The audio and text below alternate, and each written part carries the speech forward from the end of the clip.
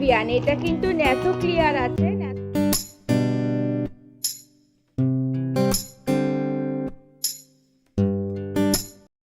Hey everyone, welcome back to my channel. আমি খুশি আর তোমরা দেখছো খুশিস লাইফস্টাইল। আজকে কিন্তু বুধবার আর আজকের দিনটা আমার কাছে কিন্তু ভীষণ স্পেশাল, কারণ আমার গোগল আর গুবলু জীবনে কিন্তু একটা নতুন মুহূর্ত, ওদের প্রথম ন্যাড়া হওয়া। সত্যি বলতে একজন মা হিসাবে কিন্তু আমার মনটা আজ একটু খারাপও আছে, কারণ এতদিন ধরে কিন্তু যত্ন করে ওদের চুলগুলো ছোট থেকে বড় করলাম, আর ভাবতেই কিন্তু কেমন যেন লাগছিল।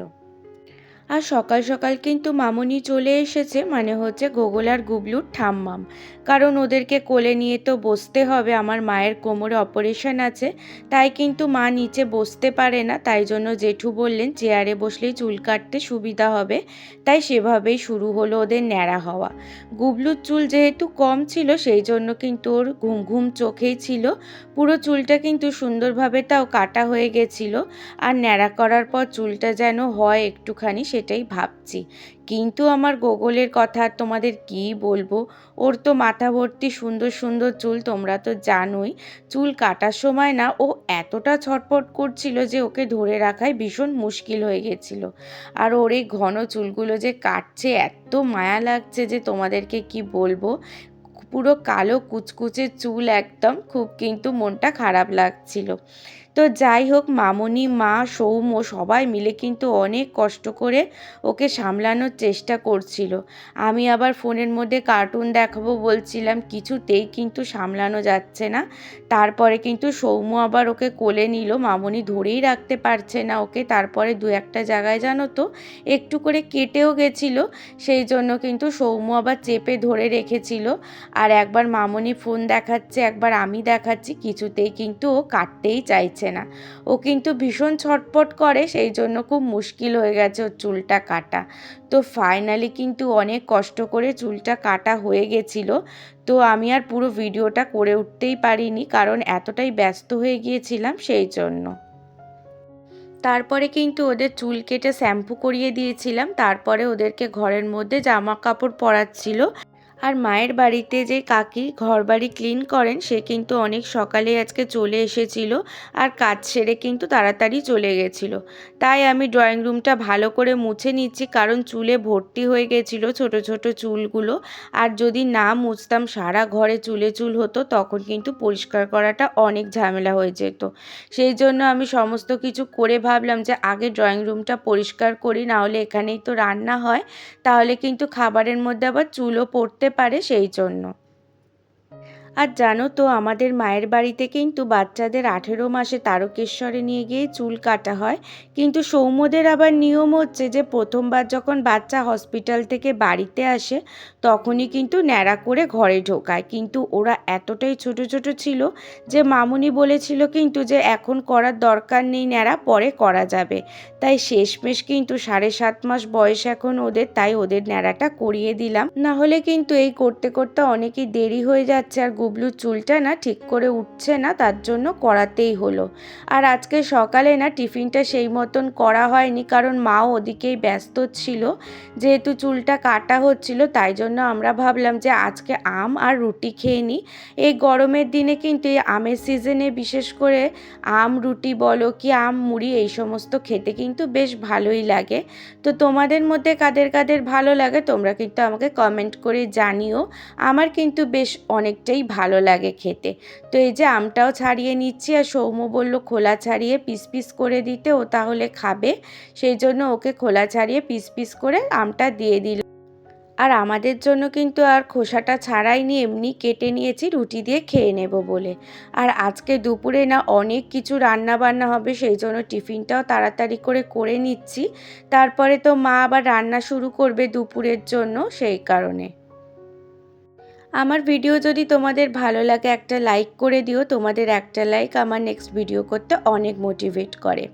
আর আজকে জানো তো আমাদের বাড়িতে কিন্তু জমজমাট রান্নাবান্না হয়েছিল, যেমন কি ভাত, কচু শাক, পুঁই শাক, করলা বেগুন ভাজা, আমড়ার ডাল আর কাঁচা লঙ্কা কালো জিরে দিয়ে ইলিশ মাছ, আর সঙ্গে ছিল আমের আচার।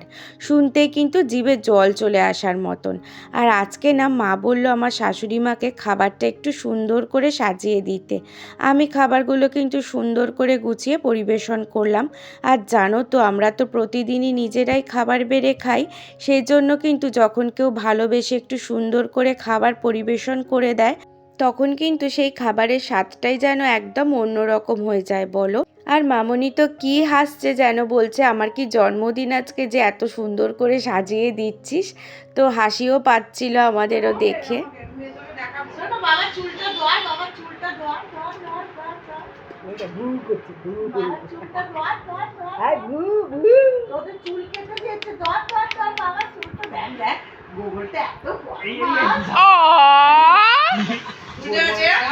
গোগলটা এত বদমাস, মানে খালি সুযোগ খুঁজছে ওই গামলাটা গিয়ে ওইটারে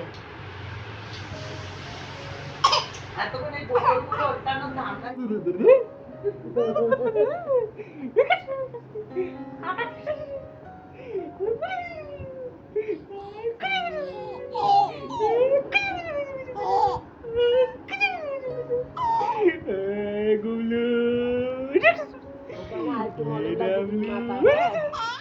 আর আমার গোগল আর গুবলুকে কিন্তু এখন একটু একটু একই রকম দেখতে লাগছে ন্যাড়া হওয়ার পরে। পিছন দিক থেকে তো বুঝতেই পারছি না যে কোনটা গোগল আর কোনটা গুবলু।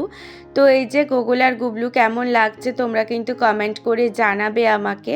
আর জানোই তো সেদিনকে সে কুর্তিটা যে মুড়লাম আমি, তো দেখলাম একদম পারফেক্ট হয়েছে, তাই তোমাদেরকেও পরে দেখালাম।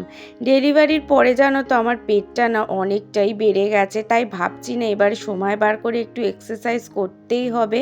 নিজের জন্য না একটু সময়টা আমার দেওয়া খুবই জরুরি।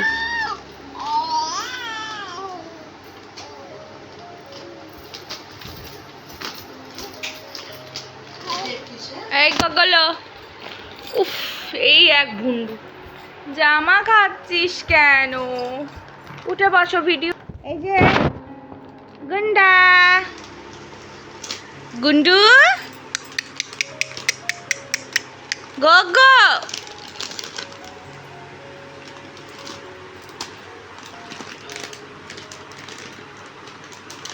তো রাতে আমি কি কি নিয়ে শুই এদের জন্য, তো চলো তোমাদেরকে দেখাই কি কি লাগে। সব সময়তে রোজ রাত্রিরে নিয়ে একটা পুটলি করে আমি শুয়ে থাকি। তো চলো দেখি।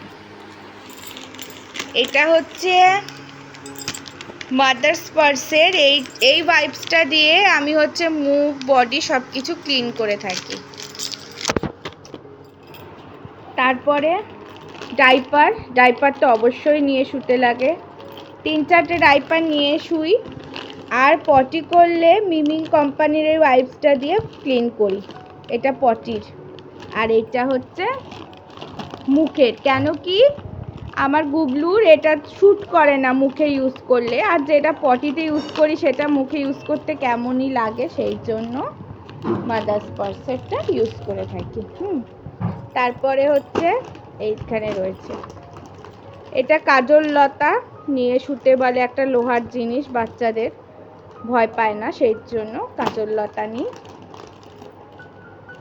আর এটা হচ্ছে নেসিভিয়ান, এটা কিন্তু ন্যাসো ক্লিয়ার আছে, ন্যাসো ক্লিয়ারটাই নেসিভিয়ানের শিশির মধ্যেই ঢেলে নিই, তাহলে নাকের মধ্যে দিতে সুবিধা হয়। 2 ড্রপ করে ডক্টর দিতে বলেন রোজ রাতে, তো সেই জন্য সুবিধা হয়, সেই জন্য আমি এই নেসিভিয়ানের মধ্যে ঢেলে দিই।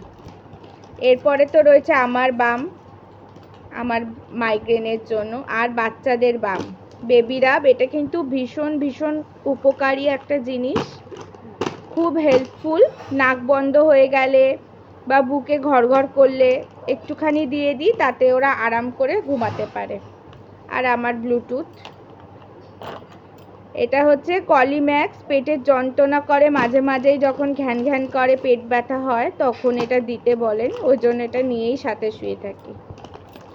AC remote, Himalaya cream use করে ওরা, রাত্রিরে রোজ মাখায় হিমালয়া ক্রিম। এটা কিন্তু খুবই ভালো, আর স্মেলটাও ভীষণ ভীষণ সুন্দর, মানে লাগালে মনে হয় কি গন্ধই শুকিয়ে, এতটাই ভালো লাগে এটা জোয়ান আমার। আর একটা স্কিনের জন্য র্যাশ হয় সেই জন্য একটা মলম দিয়েছে ডাক্তার, ক্লোভেনজি। আমার গুবলুর কিন্তু স্কিনটা ভীষণই সেন্সিটিভ, সেই জন্য ক্লোভেনজি লাগাতে হয়। আর এটা একটা কাটার মলম, কেটে গেছে একটুখানি, সেই জন্য এটা রেখেছি মুপিমেট। এই মলমটা কিন্তু ভীষণ ভালো, এটা কিন্তু আমাকে ডেলিভারির পর সেলাইতে লাগানোর জন্য দিয়েছিল। আর এই যে দেখো, যাই গামলাটা পেয়েছে গুবলু নিয়ে হামলা করছে। সেলাইয়ে লাগানোর জন্য কিন্তু মুপিমেটটা দিয়েছিল, আর গোগল গুবলুরও জন্য কিন্তু ডক্টর এটাই বলেছেন লাগানোর জন্য। ও এরা কিন্তু একটু চোখের আড়াল হলেই মারপিট চালু করে দেয়, এ একটা জিনিস নিলেই ও একটা জিনিস, সেই জিনিসটা দরকার লেগে যায় এদের ঢোল বাজাচ্ছে। এ হিরো, তনু কি বলে, তনু এ হিরো, এই যে দুজনে মিলে ঢোল বাজাচ্ছে, দুই টাকলা। টাকলু হয়ে এদের কেমন লাগছে অবশ্যই আমাকে কমেন্ট করে জানাবে, দুজনকে কেমন লাগছে টাকলু মুন্ডু হয়ে।